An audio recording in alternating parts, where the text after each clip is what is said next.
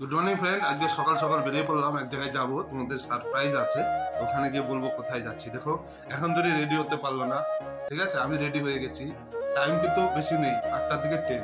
এখন আমার তাড়াতাড়ি করো, যাবো তাড়াতাড়ি করো। আমার মা এখন ধরে রেডি হতে পারলো না, কারণ সকাল সকাল উঠে না তো, আর ঠান্ডার মতো উঠতেই চাইছে না। স্টেশনে পৌঁছে গেছি, এখন আমরা প্ল্যাটফর্মে ওয়েট করছি ট্রেন আসার জন্য। এখন তো ট্রেন আসেনি, এখন সমুদ্রগড় স্টেশন আছে। বালি স্টেশনে গিয়ে তোমাদের সাথে দেখা হচ্ছে। শুভ সকাল বন্ধুরা, কেমন আছো তোমরা? আমরা খুবই ভালো আছি। তো আজকে সকাল সকাল সপরিবারে বেরিয়ে পড়লাম দক্ষিণেশ্বর মায়ের দর্শনের উদ্দেশ্যে। তো অনেক দিনের ইচ্ছে ছিল আমাদের দক্ষিণেশ্বরে যাওয়ার, তো সময় হয়ে ওঠেনি।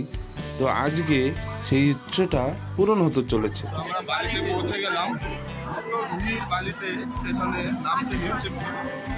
তো বেলুর হয়েও যাওয়া যায়, তো বেলুর থেকেও যাওয়া যায়। আমরা বালি থেকে নেমে যাবো, এখন আমরা টোটো কিংবা অটো ধরবো, তারপর আমরা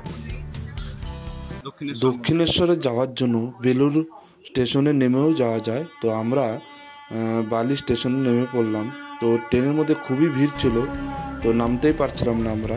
এত ভিড় ছিল ট্রেনে, বাপরে পাগল হয়ে গেছি আমরা, নামতেই পারছিল না।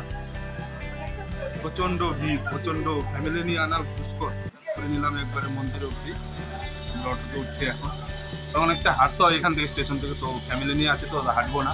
তো এখন আমরা অটো রিজার্ভ করে নিলাম একবারে মন্দিরের সামনে। বালি স্টেশন থেকে দক্ষিণেশ্বরের মন্দিরের দূরত্ব মাত্র 1 কিলোমিটারের মধ্যেই হবে।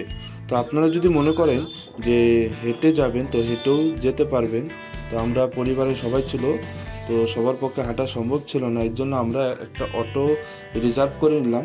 তো অটো রিজার্ভ করে গেলে একটু পয়সা বেশি নেবে, বাট এখান থেকে 10 টাকা করেই ভাড়া নেয়, ঠিক আছে, বালি স্টেশন থেকে। তো আমরা প্রায় পৌঁছে গেছি। এই তো ব্রিজটা দেখতে পাচ্ছ, এটা হচ্ছে বালি ব্রিজ বলা হয়। গঙ্গা নদীর উপরে বালি ব্রিজ পার হয়ে আপনাকে পৌঁছতে হবে দক্ষিণেশ্বর মায়ের কাছে। যখনই ব্রিজটা পারাপার করবেন, তো ব্রিজ থেকেই দক্ষিণেশ্বর মন্দিরের দর্শন করতে পারবেন।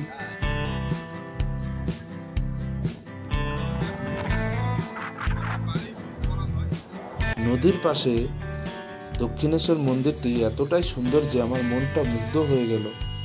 আমার মনটা এতটাই ব্যাকুল হয়ে উঠে পড়লো যে কখন গিয়ে পৌঁছবো মায়ের কাছে, মায়ের কখন দর্শন করতে পারবো।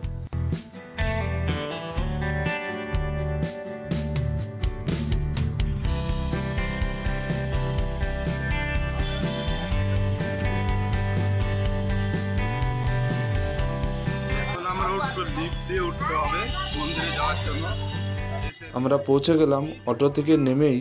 তো লিফট দিয়ে আমরা এখন উপরে উঠবো। তো এটা রোডের পাশে, তো আমার মা খুব ভয় পাচ্ছিল, কোনোদিন লিফটে তো উঠিনি।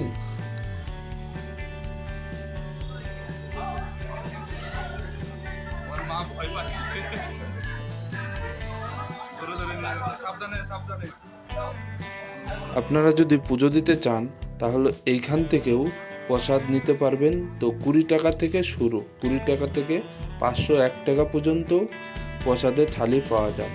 তো আপনারা যদি চান এখান থেকেও নিতে পারবেন, কিংবা মন্দিরের কাছাকাছিতেও অনেক দোকান আছে, সেখান থেকেও নিতে পারবেন। তবে আমার মনে হয় এখান থেকে দামটা একটু কমের মধ্যেই পেয়ে যাবেন। এই সেই মন্দিরের গেট, আমরা পৌঁছে গেছি প্রায়।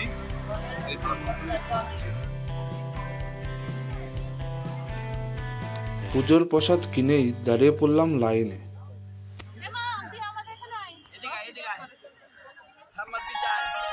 লম্বা লাইনের মাঝখান থেকেই মন্দিরের দর্শন করতে পারবেন।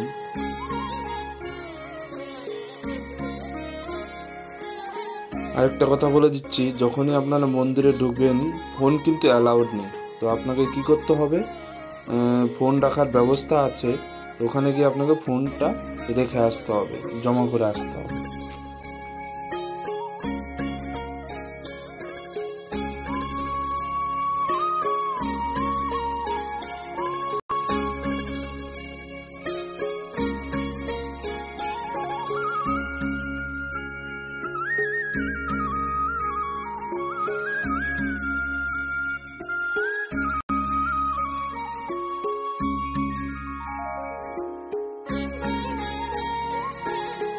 মায়ের দর্শন করে আমরা চলে আসলাম বাইরে।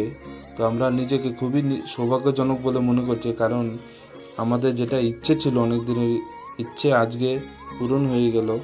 তো মায়ের দর্শন করে খুবই ভালো লাগছে আমাদের।